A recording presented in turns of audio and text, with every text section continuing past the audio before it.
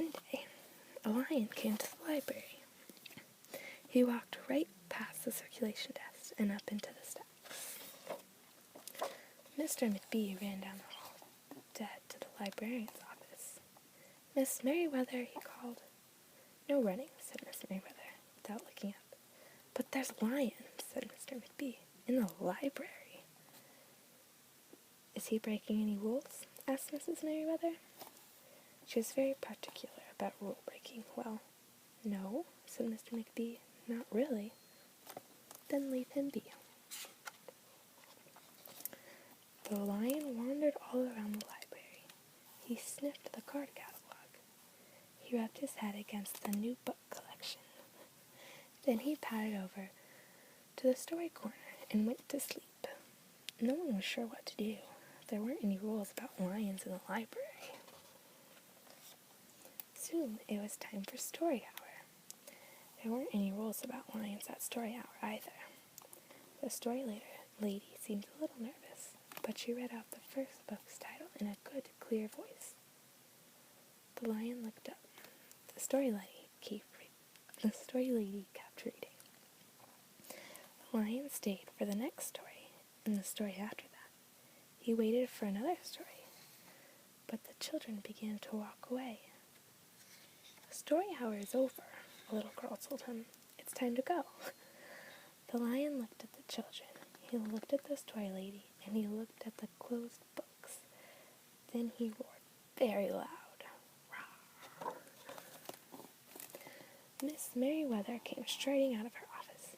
"Who is making that noise?" she demanded. "It's the lion," said Mr. McBee. Miss Merriweather marched over to the lion. "If you cannot be quiet, you will have to leave," she said in a stern voice. "Those are the rules." The lion kept roaring. He sounded sad. The little girl tugged on Miss Merriweather's dress. "If he promises to be quiet, can we come back for story hour tomorrow?" she asked. The lion stopped roaring. He looked at Miss Merriweather. Miss Merriweather looked back. Then she said, "Yes, a nice quiet lion would certainly be allowed to come back for story hour tomorrow." "Hooray!" said the children. The next day, the lion came back. "You are early," said Miss Merriweather. "Story hour is not until 3 o'clock. The lion didn't budge. "Very well," said Miss Merriweather. "You might as well make yourself useful." She sent him off to dust the encyclopedias until it was time for story hour. The next day, the lion came early again. This time, Miss Merriweather asked him to look all the envelopes for the overdue notices. Soon, the lion began doing things without being asked. He dusted the encyclopedias. He licked the envelopes. He let small children stand on his back to reach books on the highest shelf. Then he curled up in the story corner to wait for story hour to begin. At first, the people in the library were nervous about the lion, but soon they got used to having him around. In fact, he seemed very well suited for the library. His big feet were quiet on the library floor. He made a comfy backrest for the children at story hour, and he never roared in the library anymore.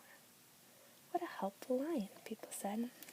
They patted his soft head as he walked by. "How did we ever get along without him?" Mr. McBee scowled when he heard that. They had always gotten along fine before. No lions were needed. Lions, he thought, could not understand rules. They did not belong in the library. One day, after he had dusted all the encyclopedias and licked all the envelopes and helped all the small children, the lion padded down the hall to Miss Merriweather's office to see what else there was to do. There was still some time left before story hour.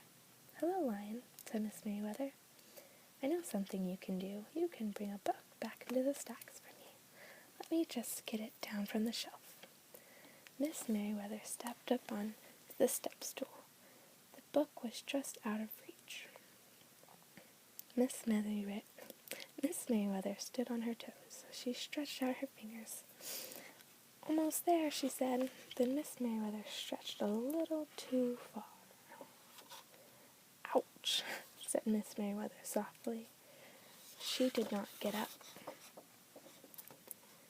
"Mr. McBee," she called after a minute. "Mr. McBee." But Mr. McBee was at the circulation desk. He could not hear her calling.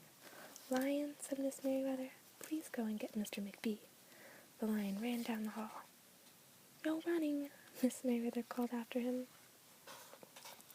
He put his big front paws up on the circulation desk and looked at Mr. McBee. "Go away, Lion," said Mr. McBee. "I'm busy." The lion whined. He pointed his nose down the hall toward Miss Merriweather's office. Mr. McBee ignored him. Finally, the lion did the only thing he could think of to do. He looked Mr. McBee right in the eye. Then he opened his mouth very wide, and he roared the loudest roar he had ever roared in his life. Roar! Oh my goodness, that looks kind of scary. Let's see.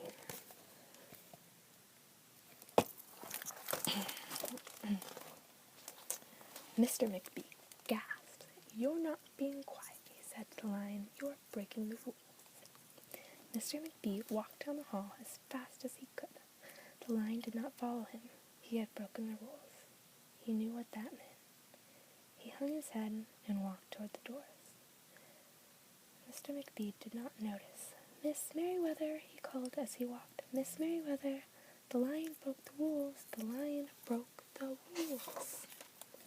He burst into Miss Merriweather's office. She was not in her chair.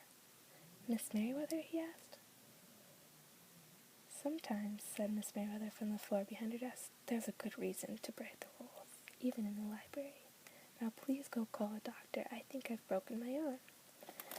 Mr. McBee ran to call a doctor. "No running," Miss Merriweather called after him. The next day, things were back to normal. Almost. Miss Merriweather's left arm was in a cast. The doctor had told her not to work too hard. "I will have my lion to help me," Miss Merriweather thought. But the lion did not come to the library that morning. At 3 o'clock, Miss Merriweather walked over to the story corner. The story lady was just beginning a story for the children, and the lion was not there.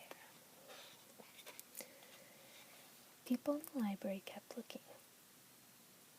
They looked up from their books and computer screens, hoping they would see a familiar furry face. But the lion did not come that day. The lion did not come the next day either, or the next day after that.